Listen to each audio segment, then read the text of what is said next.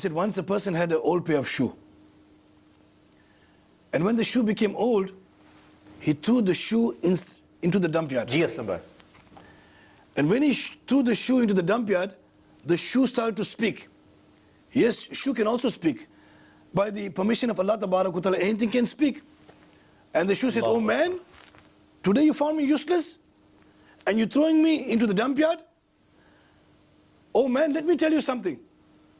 That when it was raining, I took the water onto my body, but I protected your feet. When it was raining, I took the stones onto my body, but I protected your feet. Oh man, when you walked on the thorns, I took the thorns onto my chest, but I protected your feet. Oh man, let me tell you something.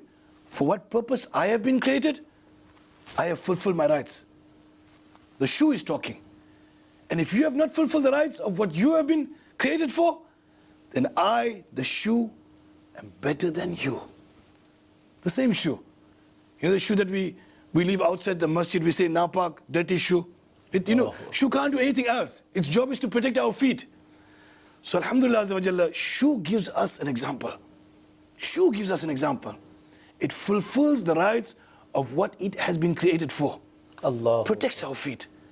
My dear Islam brothers and viewers of Madani Channel, are we fulfilling the rights of Allah Ta'ala and His blessed Rasul alayhi salatu wasalam for the purpose of what we have been created? It's a question for you and a question for me. You think about it and I think about it.